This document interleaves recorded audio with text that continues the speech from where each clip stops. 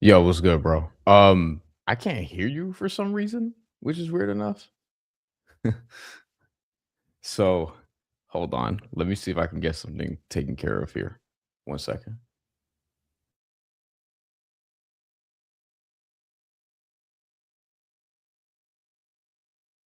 Yo, yo, yo, yo. You got me?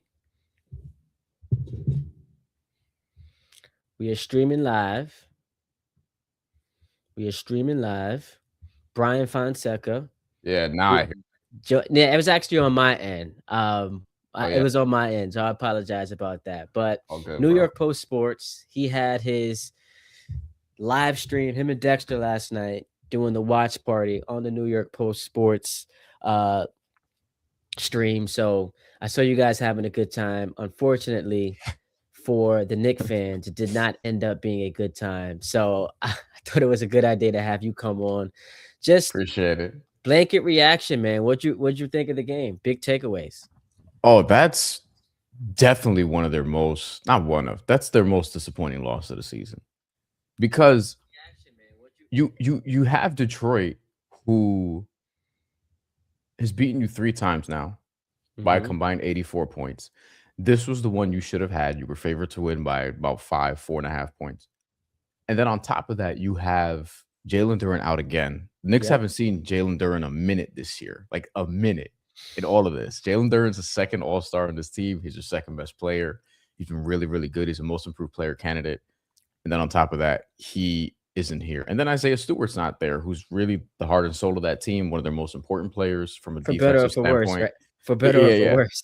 Yeah, yeah. I think he's suspended right now. And so you didn't have an interior presence. And then Karl Anthony Towns, who, look, I don't want to center this all on him because I don't think it's one reason the Knicks lost this game. Yeah. But Karl Anthony Towns takes no shots in the first like 10, 11 minutes, or one shot in the first 10, 11 minutes. What was that And about? Paul Reed is the only center on the other team. And Paul Reed's Man. fine. He's a backup center, but he's fine. And it's like, where was that? And then Cat has his flurry in the third quarter, which he ruined with that silly NBA Oh my street pass. God. He got caught in the air, just like didn't know what to do. But like, why are you starting your jump from the No. 3-point line? I think he tried to do that. I think he was going for the alley-oop. He's like, oh, we're about to tie the game. We're on a run. I've been killing it these last couple minutes. Just, you know what I mean? And then But why is he jumping from the 3-point line? he landed at the free throw line. Like he really, like like I didn't understand it, bro. That's crazy, bro. It was a terrible, like just awful showing in totality, specifically defensively. Like defensively, Jalen Brunson gave you a lot offensively. He showed up, but defensively, they attacked him. They attacked Cade attacked whoever. It didn't matter. Mikal Bridges hasn't been as advertised. Like there's a whole bunch of different reasons that are lingering with this team, and they've been playing better lately, but they can't deal with this team. And I don't think this is like the Boston situation last year at all. I don't. Okay. So I want to go there with you because I did see your tweet and I think that you absolutely nailed it. And I'm going to pull up the tweet. Mhm. Um, we are live. Bryan Fonseca, New York Post Sports. He's on with us. I just retweeted the stream, put you on it because for some reason now in StreamYard, like there's a disconnect. So I had to re-upload it. So I Restream expect, also.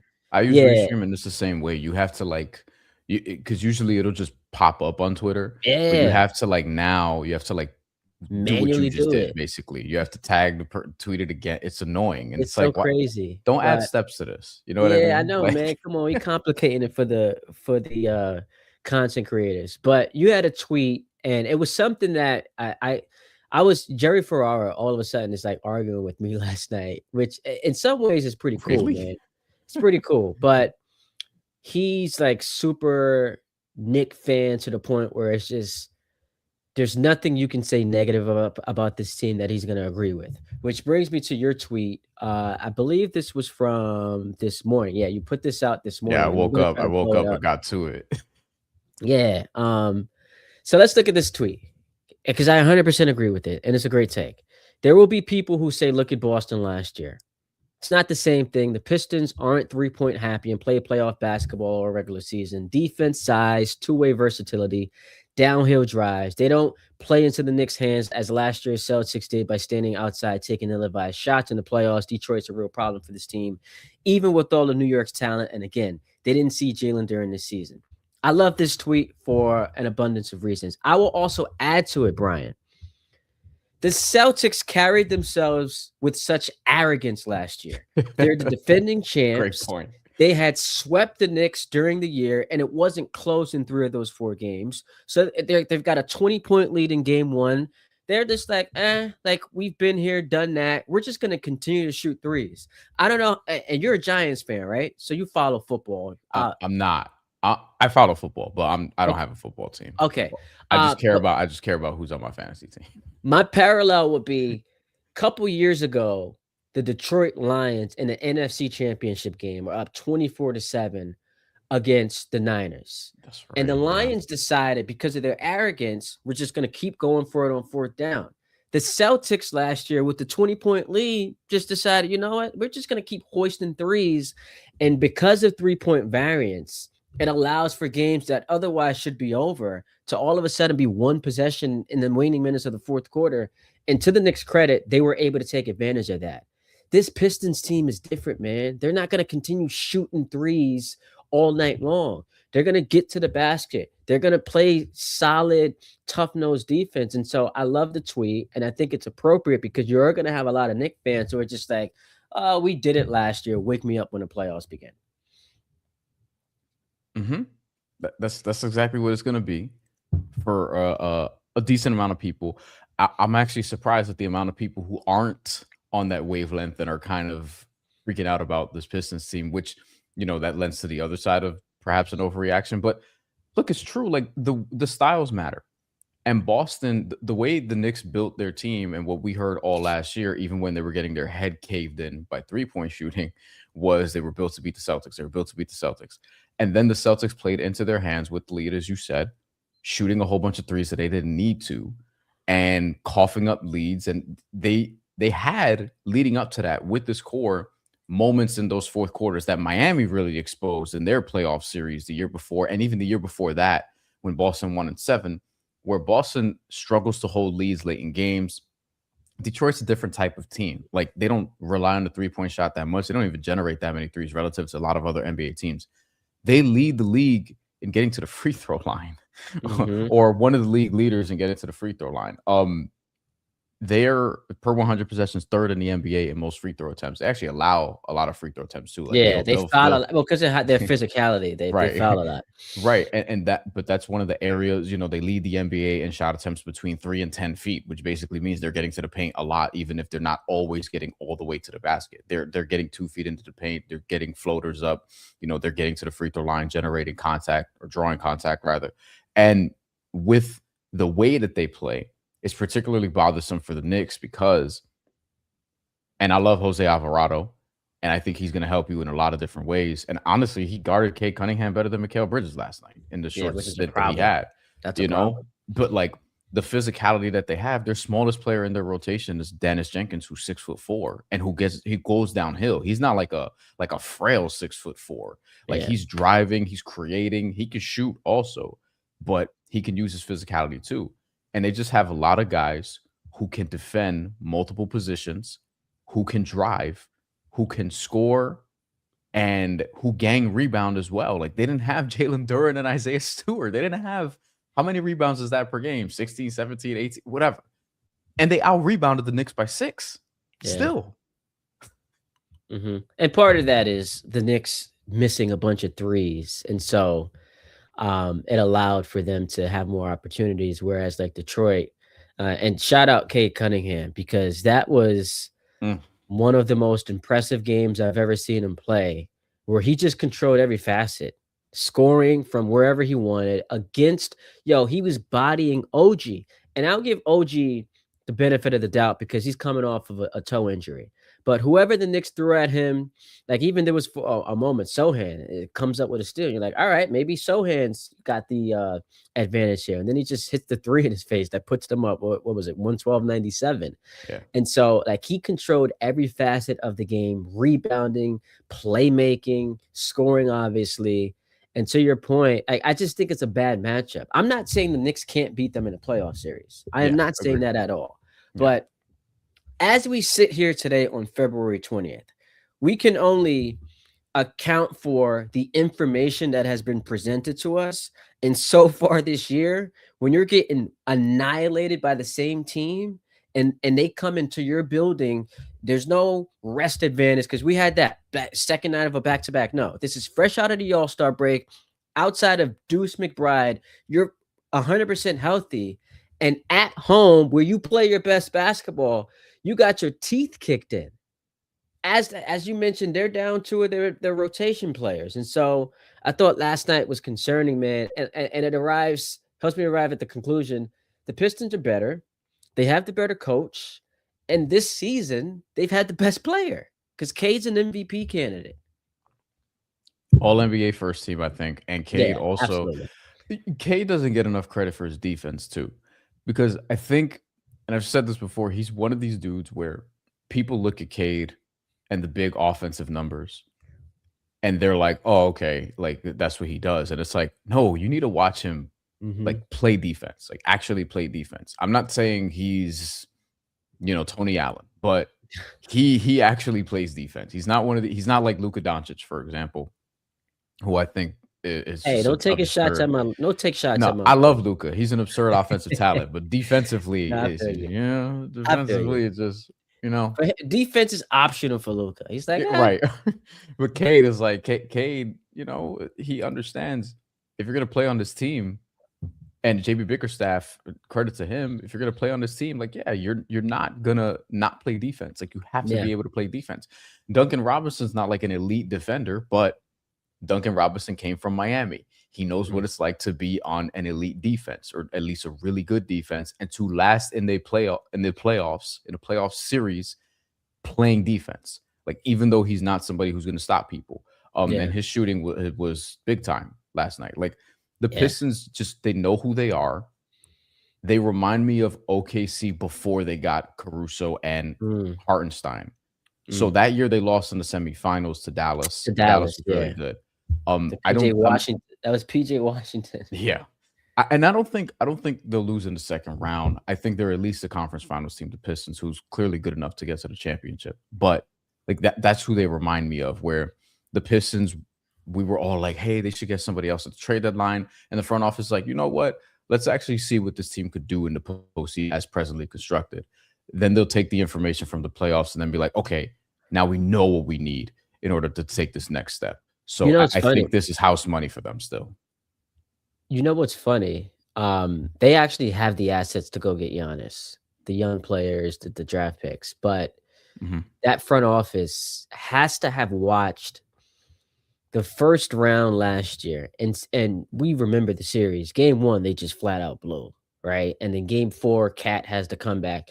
So there is an argument to be made that the Pistons, I don't want to say should have won the series because the Knicks earned it, but very well could have. And despite blowing game 1 and 4, Jalen Jalen doesn't hit that shot in game 6. We're talking about a game 7 at the Garden for all the marbles. So you watch that series, and then you come into this year, enhanced expectations. I would disagree with you on this standpoint. I don't think it's house money. I think when you've got the best record in basketball, and to your point, a first team All NBA guy, you're going to have home court throughout, and your franchise hasn't won a playoff series since what, 2008. You've got to show some type of improvement in that regard. Like, you got to at least get to, I would say, the conference finals. No, But I agree with that. Yeah, yeah, yeah. here's what's interesting. I looked at the Vegas odds this morning because I was just curious, like how much that moved the need. I was on SNY a couple of nights ago. We were doing a segment about um, it doesn't matter if the Knicks, where the Knicks finish seeding wise, they're the favorites to win the title. And I said I don't agree with that. So I look at the odds this morning, and this is FanDuel. They have the Cavs are now favorite to win the East. I don't get that. The Harden trade, I guess, has hacked people's brains. It's like I we don't. forget James is not a playoff guy, but the Cavs favorite to win the East. You didn't have the Celtics because lingering, Tatum's now practicing. It's crazy. He's got 2 months to get ready for the playoffs. Do they pull the trigger on that? And then right behind the Celtics, you got the Pistons, and then the Knicks. There's kind of a gap between the Knicks and then those top 3 teams. And so last night I thought was monumental. Like it's as big of a regular season game as you can have. And it was more important for the Pistons than the Knicks. But the Vegas odds reflected how huge that game was last night. I do think these are the best 5 teams in the East for what it's worth. Although the order, um, I don't know if James Harden should make you the Eastern Conference favorite. Now, it's very slight. Like it's 10 cents, but that's confusing to me. I know the Celtics is, basically like, oh, Tatum's coming back, so you got to put them there. Um, to me, I still think Detroit should probably be slightly favored here. And it's just ridiculous. Like the way that they generate offense just confuses the shit out of the Knicks. It's just constant moving. We did a film breakdown, Dex and I did on the Post YouTube channel the other day, and it's just constant movement, movement, movement. Like it doesn't even matter if they don't shoot a ton of threes relative to some other NBA teams, because Duncan Robinson will take whoever's guarding him and bring them from one side of the court to the other just to create that motion so that somebody else replaces over there. And then all of a sudden you have a one-on-one matchup with Cade Cunningham against a smaller, Jalen Brunson, or against Mikal Bridges, who clearly can't guard him because he's not strong enough. Like it just doesn't matter the way that they move around, the way that they play. And then Cleveland versus New York is going to happen Tuesday. And this is the first time we'll see the James Harden team. Evan Mobley's back. Like this is the first time we'll see this. So that's another one that I've circled too, because with the Knicks, quiet as kept, they haven't been very good on the road this year. There was a time this year where they were like 1-10 or 1-11 on the road against teams 500 or better until they beat Philly and Toronto. And then obviously they beat Boston recently. So they have 4 wins this year, I believe, against teams 500 or better while on the road. Overall on the road, they're 13-13. There's like 6 Eastern Conference teams with better road records than them, including the Hawks and all of these teams. Which is why, like, everyone wants to say the regular season doesn't matter, which I think is a little bit of an overcorrection to what happened in that Celtics series. But it's like, all right, so who was the best regular season team last year? OKC, and they won the title. 2 years ago, who's the best regular season team? Boston. Oh, and they won the title. Right. 3 years ago, who was the best regular season team? Denver. Oh, they won the title. So, like, we can do this dance if we want to, but because the Knicks haven't been all that good on the road, and now you're having to play these teams, the Knicks could be in the 4-5 matchup. Like, that's a big game against Cleveland. And we trick ourselves because it's like second half of the season where it's really not a half, right? Like we've got what 28 games left. That 4-5 Mhm. matchup could be Knicks Raptors or Knicks Cavs, and I just think that that's a disaster having to win 3 playoff rounds all on the road as a mediocre road team, and us still having this like Giannis thing hanging over the heads of both Bridges and Cat because they'll go into every playoff series realizing this could be our last one with the Knicks, and I think that stuff matters. I think, and you dance with the possibility, especially if you lose this Cleveland game, you really dance with the possibility of Knicks Sixers round one. Which, Mhm. look, I would love that. Just entertainment standpoint in That's terms of fun. analyzing it, like Yeah. just it's that'd be awesome. I think Knicks fans would be very anxious about that. They'll probably think, oh, it's Philly and B, like they'll have fun with that again because what happened last time that was Yeah. intense. But like I I ain't trying to see Tyrese Maxey in a round one series if I'm them.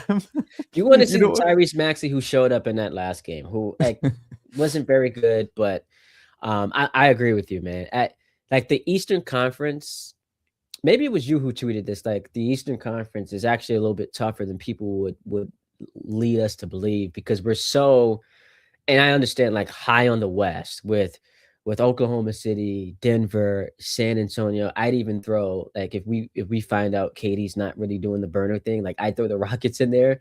I don't But know. He hadn't um tweeted since. He was he good. He was good last night, but he hadn't tweeted oh since. he was cooking last night. He had that big time shot too to ice it. But like the West is so good. The Eastern Conference low key. I still don't trust the Celtics unless they get Tatum back. But Sounds there like is they are. still some competition. You think he's coming back? Yeah, it sounds like they are. The So whole here's my like question the, though. the whole NBC package and him Yeah, that practicing already. Like I think he's coming back. and then like didn't a Celtics Warriors game get like flexed? A Celtics game got flexed. It So wasn't there's Warriors. It was Celtics Sixers. yeah. So yeah, I heard Bill Simmons talk about this. Yeah, Simmons had his conspiracy theory about this that I heard. where he said they moved it from it may have been 6 to 8, something Yeah, like that, and then they said NBC's been following Tatum. Like people think that's the game he's going to come back for. yeah. Um, I did listen to Simmons pod where he yeah, did that. like I think it was that, and I don't know what Tatum's going to be because I'm always nervous about like, hey, this guy coming right back off of an Achilles is going to be awesome. Like I don't know about that, but I think he'll be good. I think he'll like if he's 70% of what he is. Like, do they even need him to be that? Given how they played so far. Now, maybe for a Knicks series you do, Yeah, but I think you you know do. we'll see. And I think adding Nikola Vucevic is an interesting wrinkle, just Mhm. from a to me they got Nikola Vucevic because they understand Detroit can play two bigs, Cleveland can play two bigs, and the Knicks can play two bigs. So they need Vucevic's rebounding, even though his defense is what it is. Terrible, and they're and teams are just gonna go at him. Yeah, but I think they need him on the glass. Namias Kate has been good this year, but they need him more rebounding.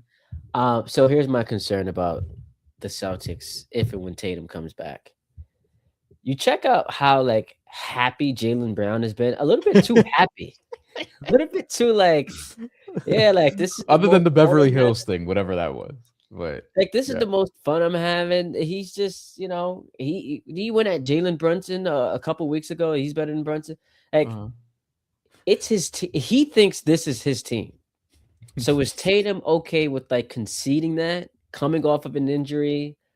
Because there's always been, and maybe we just blew it up in the media because we like to have fun with these things. But like the rivalry between Tatum and Jalen Brown won both the MVPs in the playoff. I don't know. So I just be fascinated to see how that dynamic works now that Jalen's having a career year and Tatum's the one coming off of an injury.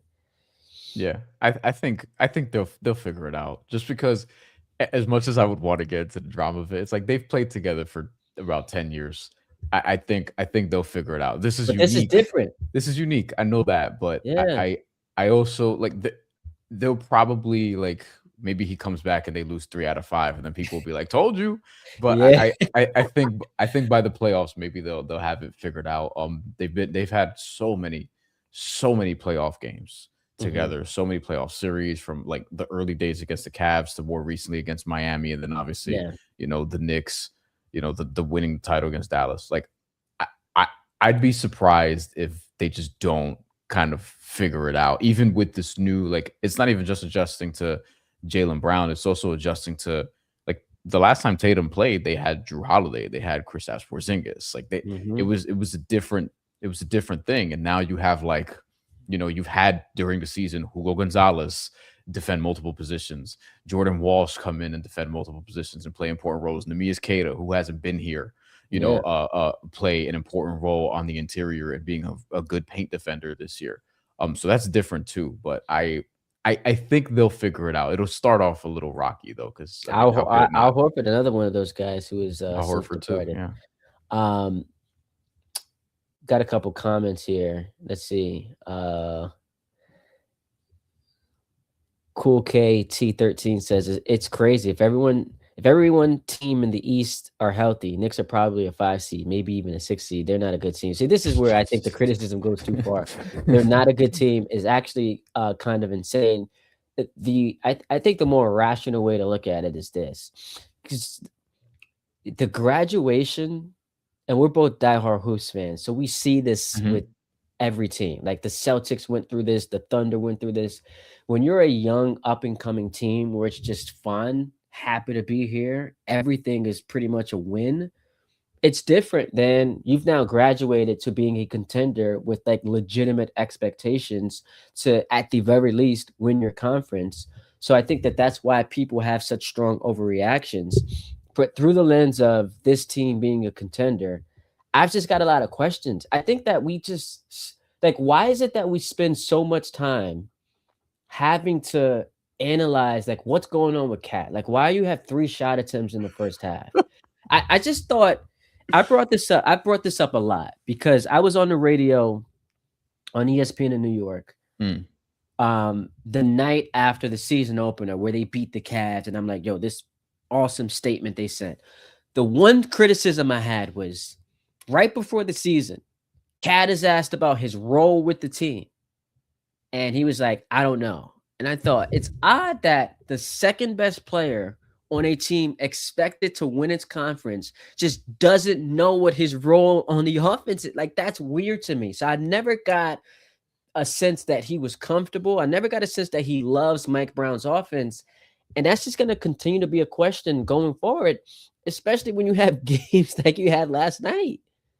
You know how when you have like if you have a coworker who is trying to do something, like just a task at work, and then somebody else comes in and is like, "Oh, you know what? I got it. Like, I'll finish it. Don't worry about it." Like, this is how the Knicks kind of defend, in large part because of Cat, large part because of other guys. Like, they're over help all the time. They're like, "Oh, I don't trust this guy. I'm gonna go Yeah. out there." Like we were watching last night, and there was a play I'm forgetting. It was Josh Hart guarding one of the it was actually no, it was Cade Cunningham, so the ball handler on the other team, and Mitchell Robinson goes out to him like, "Oh, like he don't got it. I got to go out there." You know what I mean? And then all of a sudden, Mikal Bridges is left like in the paint with Asar Thompson cutting here, and then he has Mhm. a shooter over here that may have been Tobias Harris.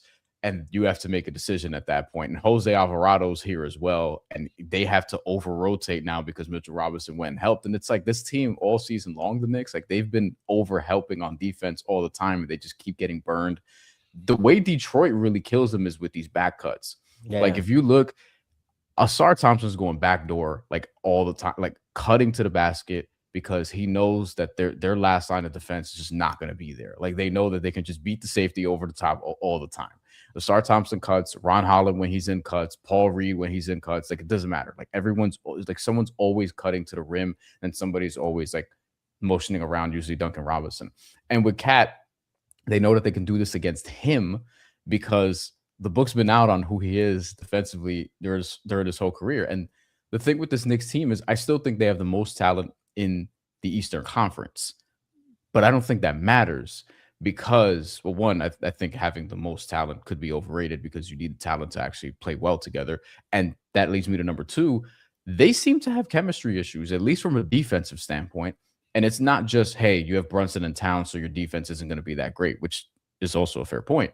But on top of that, Mikal Bridges hasn't been as advertised. Like he was second in Defensive Player of the Year voting once, and he's not better on the ball this year than like Landry Shamet defensively. Yo, Like that doesn't make sense. It's a problem. It's a huge problem. And yeah, that 2021-2022 season, all NBA defense first team, second in Defensive Player of the Year, and he just looks overwhelmed.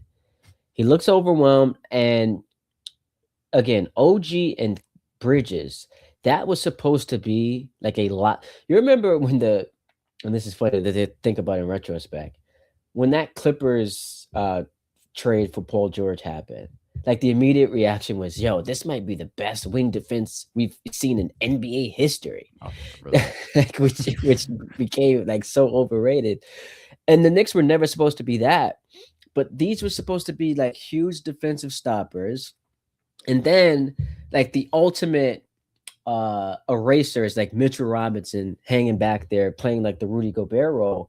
Problem is, like he can't play a ton of minutes yet, and maybe that changes when you get to the postseason.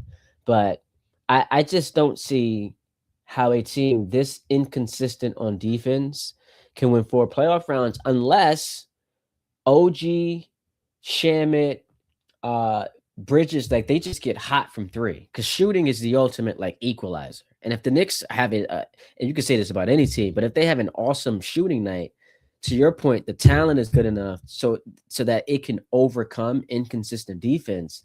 But asking that 4 times in a playoff series against a really good defense, I think is just a lot to ask for.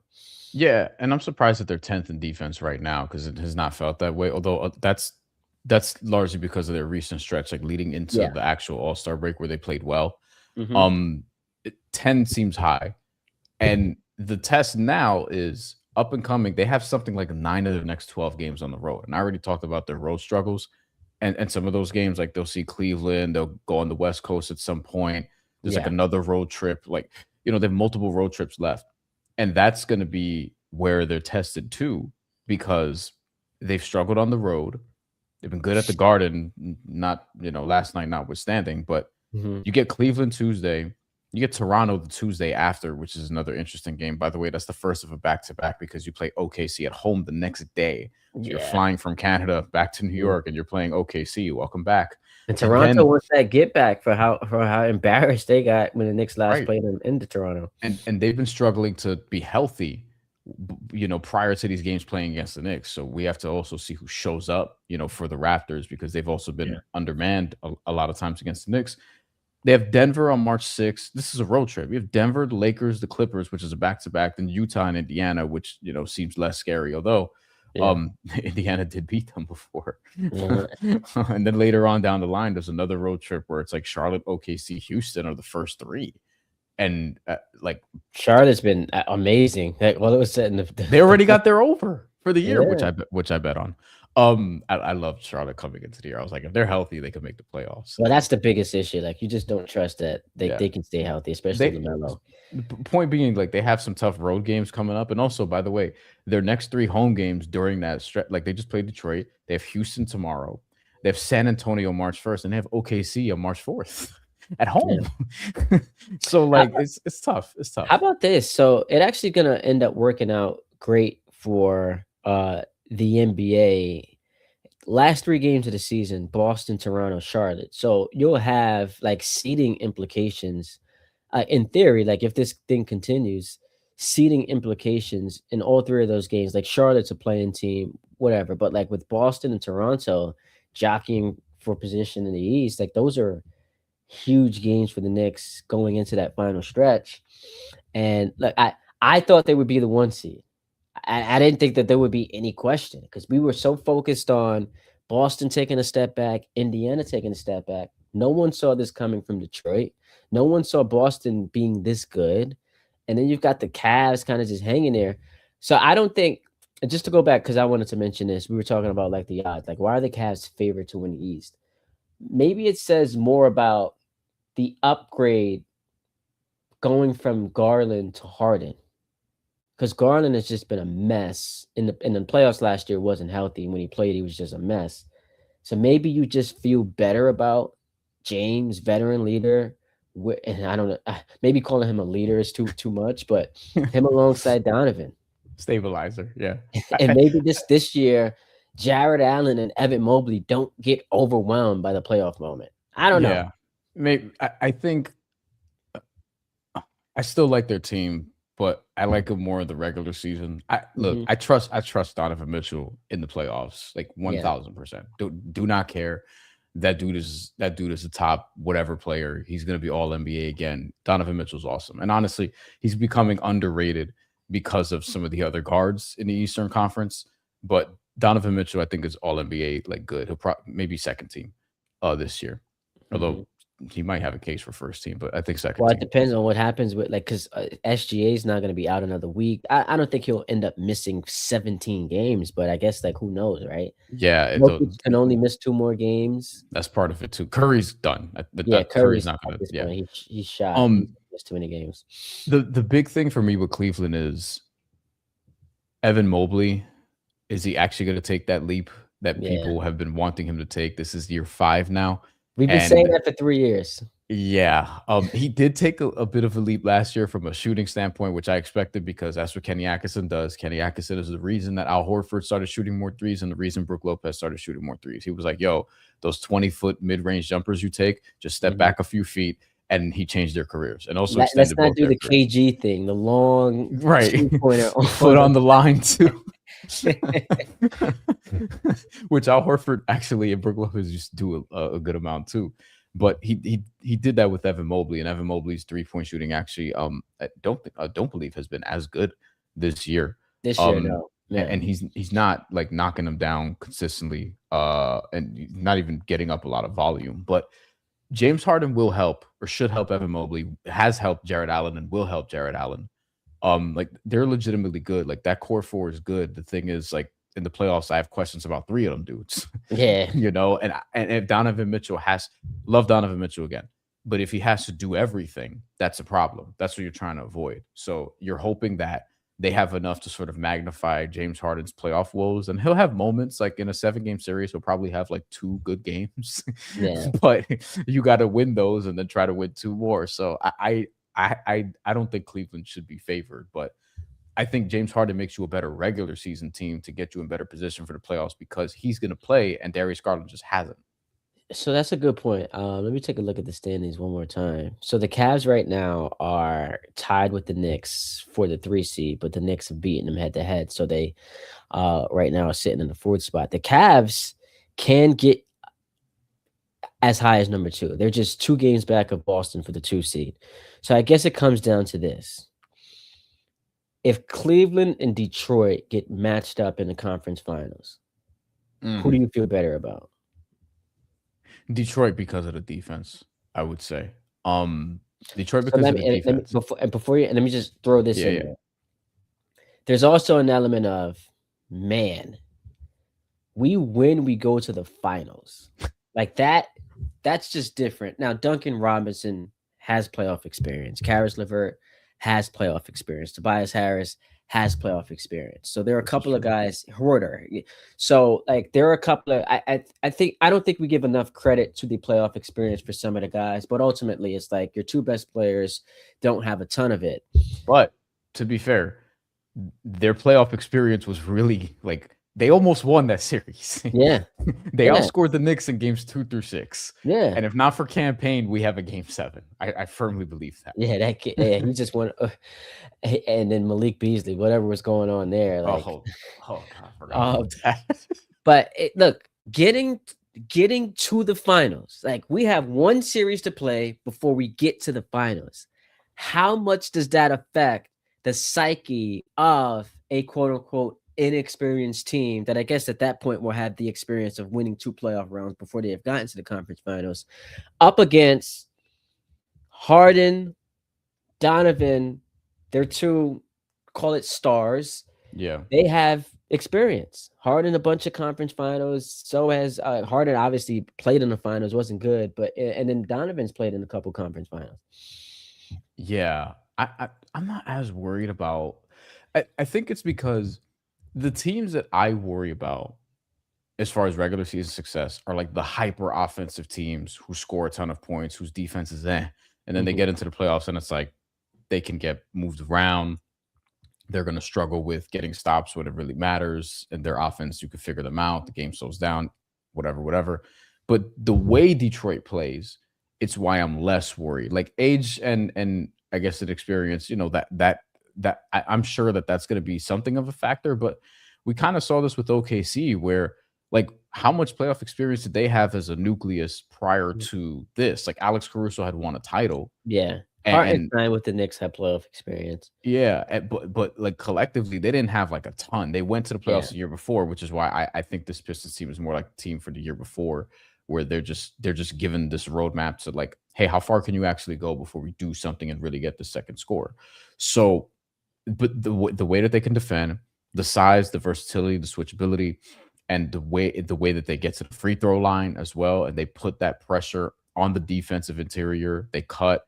They're well coached. Like I'm not worried about them from a stylistic standpoint, at least. Like I trust that profile more than I do probably most other profiles. In like like the Knicks, we've talked about how shaky their defense can be, and for all their talent, they still don't seem to be on the same page on the floor. Yeah. Especially against Detroit, but in general, like it needs to click more often. Boston, Jason Tatum's a wild card we have to see, and then Cleveland, we're talking about them now, and I have some questions, but I still think they're really good and really talented. At Tongue Texas on YouTube has this question. You think the Cavs blow it up if they don't make the second round, or do they run it back? Well, here's the thing, man. There's a rumor going around that LeBron could be looking to go take the vet minimum to go play with the Cavs. And so, look, if you remove LeBron from the equation, then yeah, I think there are going to be some changes made to that team. But I don't know, man. Like, there's too much smoke with this LeBron back to the Cavs thing. And it tends to happen. Like the first time there was a lot of smoke, him going back to Cleveland, and he ends up going there. We heard about him going to the Lakers for a couple years. Miami, I think there's some revisionist history. I don't know that there were a ton of people who predicted he was going to Miami. But now folks are like, yeah, we knew that for years he was going to Miami. Yeah. But, there's some smoke behind him making a return back to Cleveland. The big thing is Donovan Mitchell is extension eligible this summer. Mm-hmm. And if they don't offer it, or if they do and he rejects it, like that's what we have to be watching for. It's the Donovan Mitchell extension. If we go into October and we're at next season and he's on the team, but there's no extension signed, then that can get dicey. To the commenter's point here, if they just lose early and really underwhelm, like there's a scenario where, Donovan could just straight up be like, oh, this is the next star traded. Because also like James Harden has a player option for next year, and maybe he opts out for maybe less money annually, but more years. I think he's already done that, as a matter of fact. So I think that's what I'm waiting for. So I don't know if they blow it up, but I do think if they underwhelm, like Donovan Mitchell's the guy to watch for me.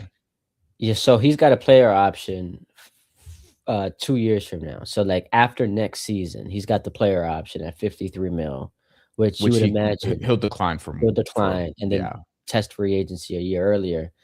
Or just have the extension with Cleveland or somebody else beforehand next summer. Yeah. But I guess there's a scenario where both him and Giannis are free agents at the same time. If they get there. We love that. We love that in the NBA. Who's your bring back free agency? Yeah, right. Who's your pick to win the East now? So okay, the way I've described this when Dex and I do the show is like, I've said it verbatim. Dex is like, I think the Knicks are going to win the East. Okay. And I've been like, I think the Knicks are going to win the East. Once you go high pitch, it's less believable. Once the voice creeps up to that pitch. I'm not really that confident. I like if it's like a gun to the head or knife to the throat, as I say, scenario, Splinter Cell reference. Um, I think it's hard for me not to say the Pistons, even though it feels like I'm living in the moment. Um, I would still for now, though, I would still for now just say the Knicks figure enough out. I still think they have the highest ceiling from a talent standpoint. Um, and I still think that they've been good enough lately to make me feel like okay, they can do this. But I'm willing to bet my answer changes at least one more time before. Because before the season, I liked Cleveland a lot. Yeah. And Darius Garland's injury was a lot worse than we realized, and Max Strus as well. And people think, oh, that's Max Strus or whatever, but Nah, he's important, that's an man. Yeah. important wing for them, and he hasn't played this year. He's ramping up. I don't know how much of a factor he's going to be. By the way, I like getting Keon Ellis, at the Mhm. trade deadline, Dennis Defender. Schroeder as well. Yeah, great But defender.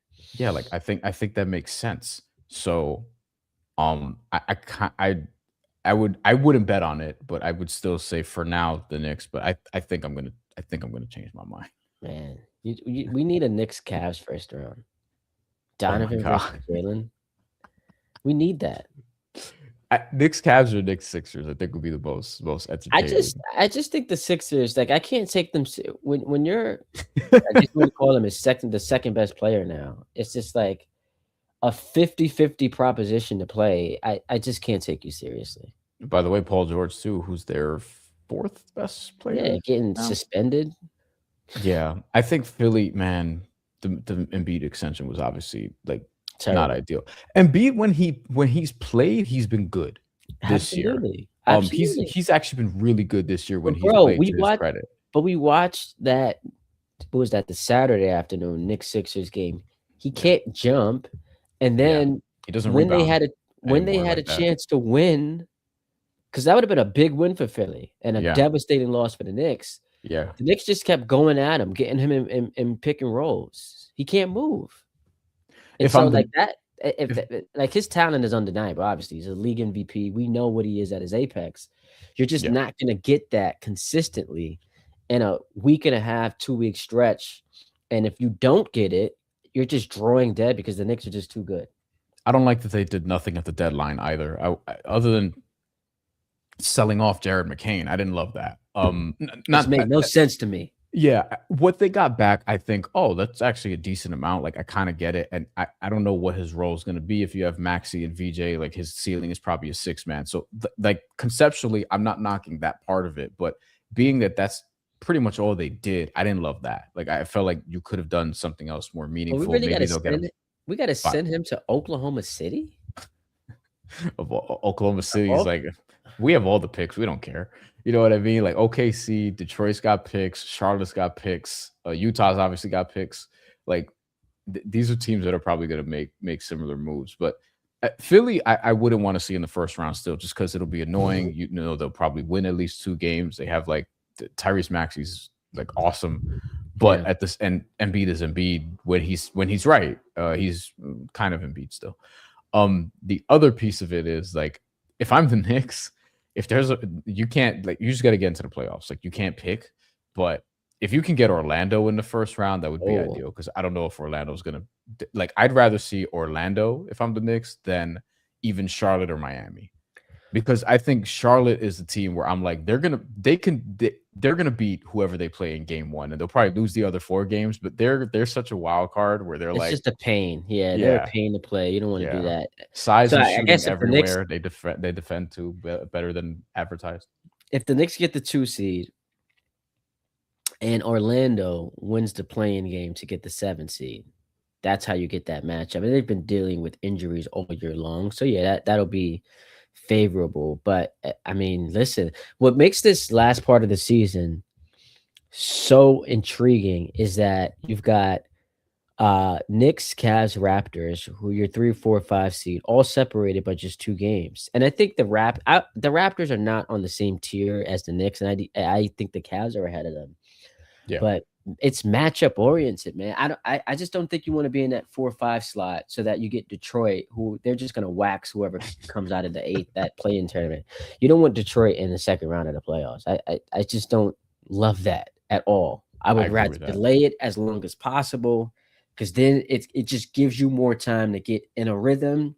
And now I still think, and you disagree, but it's important that Detroit, like as great of a season that they've had, it's like, man, we win one more series, we're in the finals. That can be overwhelming to some degree. So To Knicks your just got to point, stay out of though, that 4 or 5 matchup.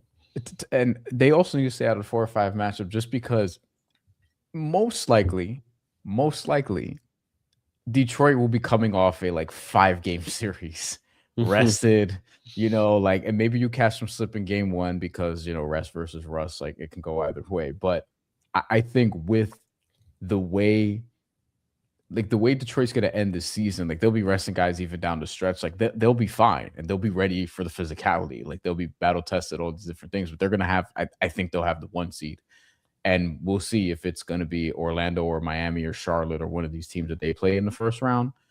But you'd be playing Philly or Toronto, or like that's not going to be in or maybe even Cleveland, as we Yeah. talked about. I think Which that's the worst case scenario. Like if that somehow yeah, that would it's surprise me, by Cleveland the way. But Knicks yeah, 4 or 5, like yeah, Toronto leapfrogs them, and you get Cleveland Knicks 4 or 5, which would get 4 or 5. Cleveland Knicks was the series 3 years ago.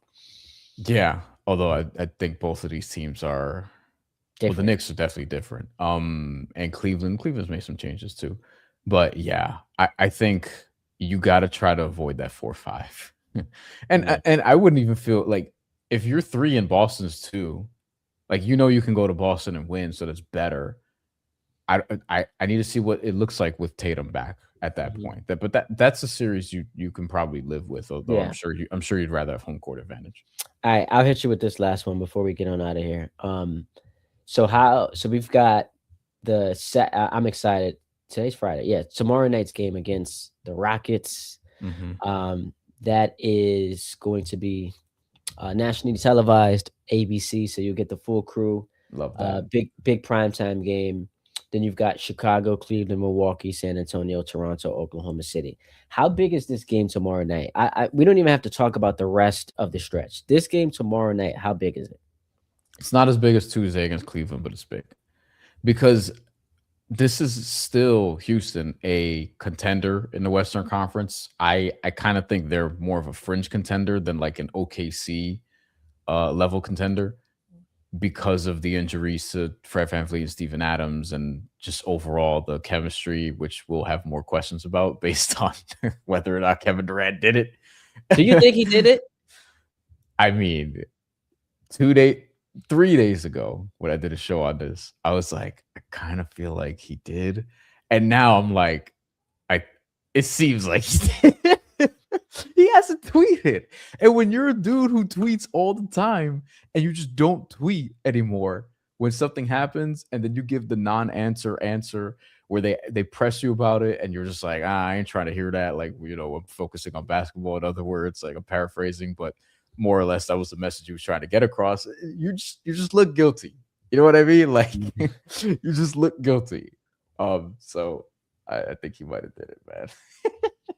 Man, I hope not. I hope not too. I hope not KD's my too. guy, man. I root for him. I'd like to see if the Lakers don't win the championship this year. I'd like to see the Rockets do it because I root for KD. But there's a smoking gun, man. There's a smoking gun. I I, hope not. but what's the rationale behind he hasn't tweeted since then? So that makes him more guilty. Yeah, because he usually just be tweeting. Like But he what would just be his? But what would be his like? Damn, I got caught. Let me stop tweeting. well, I would love to ask him that, because it's like usually we'll just get the stream of consciousness. Like he'll just be Yeah, on Twitter, and he'll just say shit. He'll go back at fans, whatever, whatever. Like he hasn't been in these streets for almost a week, so it's like, dude, it looks a little weird. You know what I mean? It's yeah, like, when somebody gets, when they find somebody, like somebody who's married, and they slide in OnlyFans models DMs, and then they find the DMs, and then the person's just like tweeting like like nothing happened and it's just still sharing memes or posting, their music or whatever. Like Mhm. you're like, oh, you're flooding the comments section with like, oh, acknowledge it, whatever, whatever. Kevin Durant's not even doing that. Like he's just not posting at all. Like some people will just continue business as usual. He's just like, Well, nah, I'm maybe cool. he's going full maybe he's going full LeBron, 0 dark 30. Like, LeBron would do it during the playoffs where he just shuts off social media, but Kevin Durant's like, "Nah, man, second half of the season, I'm locking in. I'm Maybe. not doing Twitter." I hope he didn't do it. I hope he didn't do I it because really that's hope it. so, man. That I would be hope so. sad. I hope That so would because be it was sad. honest. Yeah, it's fucked up. Honestly, like some of the shit he was saying was crazy. But Yo, it's like the other thing is if there's an NBA player who who you would would do think it? like Yeah. he's near the top of the list because just his Twitter activity, the owl, the same exact owl being on the header for both profiles is kind of crazy. The account But you just started and can't be like that dumb, right? You can't be that dumb. the You account I can't. think started August 2021. At that point, he was winning a gold medal with Team USA. He was probably done and had nothing else to do, until the next season started. Because in 2021 we had the Olympics because COVID obviously pushed it back a year. So, like, it's just very plausible, and he hasn't denied it outright. Like he just said he's not trying to hear it, but that's not the same as I didn't do it. Yeah, but by the way, we can find out if it's him. Like, if they really wanna investigate, I don't know why they would feel it was necessary to do that, Yeah. but you can find out. You can get Elon on the case like, "Yo, whose Twitter account is this? I don't Like, trust who is that this dude. linked to?" There's one. There's another dude I don't trust when it comes to Oh, yeah, well, trying he's trying to prove man, people's innocence or not. man, man. Yo, Brian, man, I appreciate you, dog. This Absolutely, was very fun to do. We'll definitely do it again. Uh, absolutely, big fan of your work, bro. Keep doing your thing. Good to see you and Dexter holding it down. And I'm sure I'll see you guys at some point at the Garden, man. Appreciate you, bro. absolutely. Anytime. Appreciate the shout. Have a great weekend, y'all. Appreciate Brian for joining us on the show. I'm gonna keep it locked here for a few more minutes just to take y'all comments, but follow him at Bryan Fonseca. He does a tremendous job at the New York Post Sports, covering the Knicks and covering basketball. Great conversation, man. That was a brutal loss last night, and the disappointing part, or among the most disappointing parts of that, was the way the game was shaping up through the first 3 quarters. You didn't feel like we were headed for a blowout. It was like, all right, this is competitive. Like, Detroit clearly is in control of this game, but it's like the Knicks are hanging in there. They cut it to within 2 points in that third quarter, and then you had the Cat just brutal alley situation that I'm just like, bro, why are you jumping from the 3-point line? Like, does that make sense to anybody? You're just jumping from the 3-point line to throw the alley. And hang on, so I'm gonna pull it up for y'all. I'm trying to pull it up. Twitter now makes it like really difficult for you to find anything. Um, but the Cat OG missed alley just like completely changes the game. It just completely changes the game. And if for some reason I can't find it now. But you guys all remember the play. You all remember the play, and that gets missed.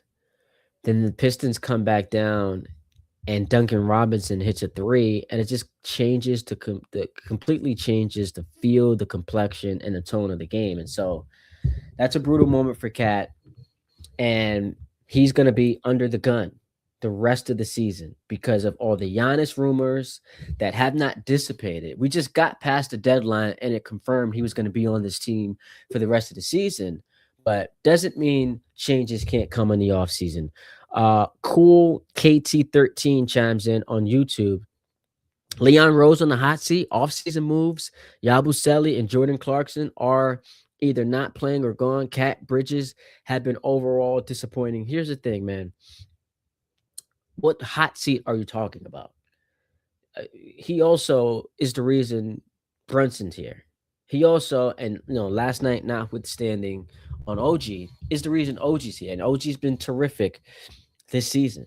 He's put together a team that was good enough to get to the conference finals last year and good enough to be considered the favorites in the East this year. Now, certainly, these moves for Yabusele and Jordan Clarkson have not panned out. Yabusele's gone. Clarkson's not even part of the rotation anymore. But y'all were all excited about these moves. I remember seeing social media how pumped people were for Jordan Clarkson. And I'm like, yo, I I'm a Laker fan. They drafted Jordan Clarkson. I remember watching Jordan Clarkson with my team and with that Cavs team that went to the finals and with the Jazz. Like he's fine. He gets a little trigger happy at times, can't play defense, but there's a reason why he keeps getting moved. Y'all excited about this? But cool, okay. Because you have been so bereft of production on your bench, maybe I can understand why you got a little too enthused by this move. But yeah, it didn't work out. He did trade for Jose Alvarado. Y'all love him, right?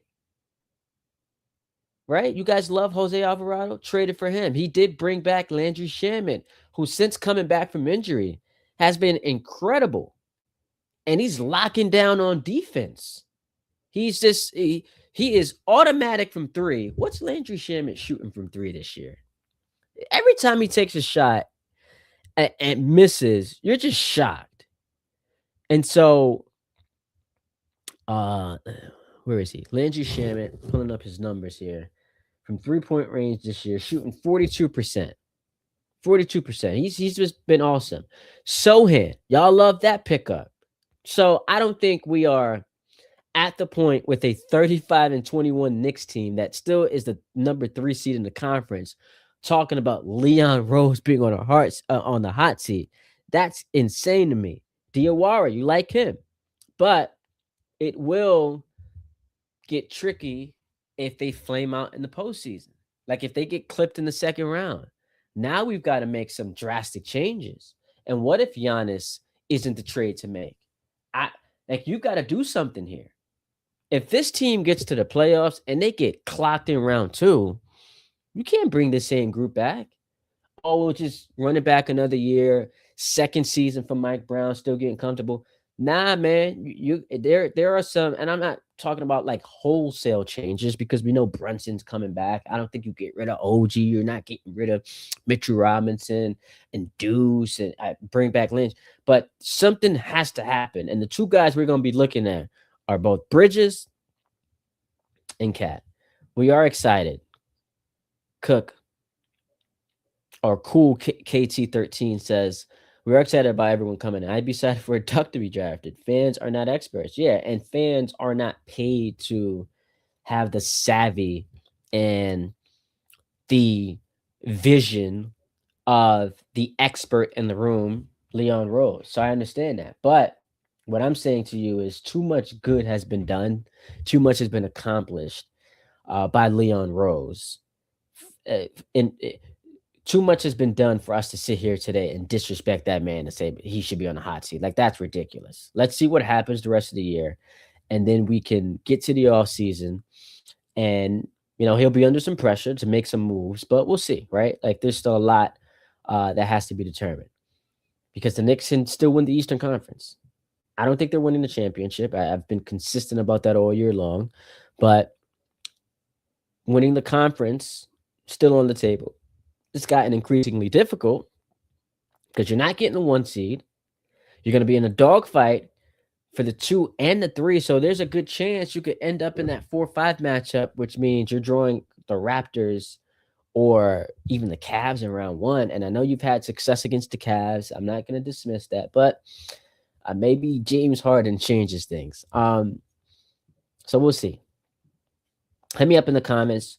Subscribe to the YouTube channel at Ty D Butler. We are on Twitter as well, Ty D Butler. Instagram, getting it popping. TikTok video I got coming at y'all later on today. And so we are wrapping up our show where we did a little bit of is this a proper analysis or is it an overreaction? The Pistons are just better than the Knicks. I think that's proper analysis. The Pistons right now are a better team. They have the best player in this matchup as we've seen all year long.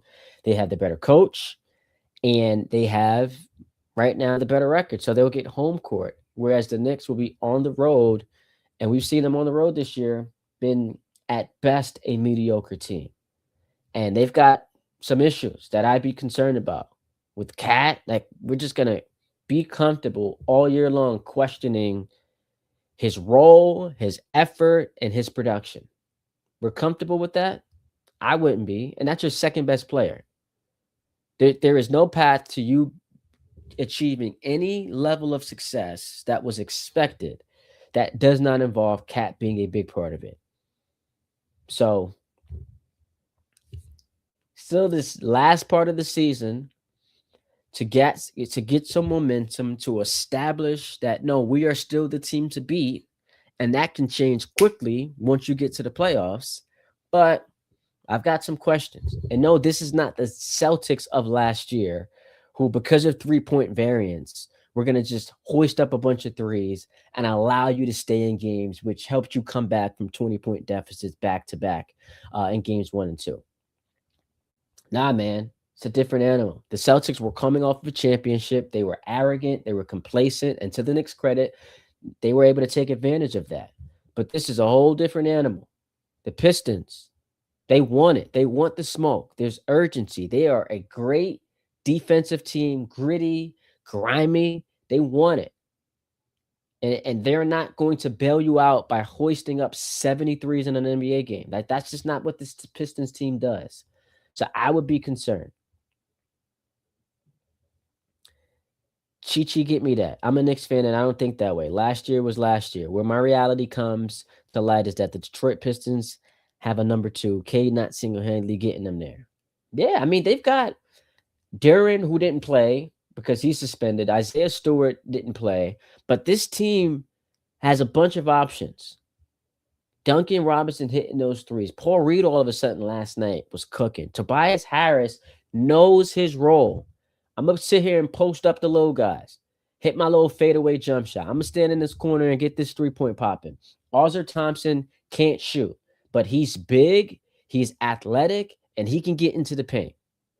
Ronald Hollins out there cooking. You had Jenkins out there doing his thing last night. Javonte Green. So they have a lot of options. They don't have like this clear number 2 star, but this is like they play this brand of basketball. It feels like every time they are a contender. The bad boys, like, this is what it looked like. It's like their culture. The bad boys, that 04 Pistons group. Like, this is a carbon copy of those teams. And so, yeah, I would be concerned. Why people talk about Stewart like he's a needle mover. Dude is a role player. It's not about his numbers. He's a needle mover because of what he means to that team. He's an enforcer. He's a guy who rebounds and does so in traffic. His presence, and we talked about the grittiness and the force that they play with, like, that is a part of their toughness. So yes, he's a needle mover in that regard. Not a needle mover in a regard where he's going to post you up and give you 20 and 10, but because of the energy, the attitude that he plays with, and how it is reflective of how that team plays, he's a needle mover. That's what he does. That role player can easily take Towns out of the game. Absolutely. Towns gets in his head when he's going up against these tougher teams. So that's what I would be concerned about. That is precisely what I would be concerned about. I appreciate y'all tuning in. We are having a grand old time. Building up this thing on YouTube and on social media. So hit me up at Ty D Butler. Make sure you follow the page, subscribe to the channel. And we'll be back talking some hoops. Big games the rest of the way. Got tomorrow, Knicks, Rockets. That should be a fun one. And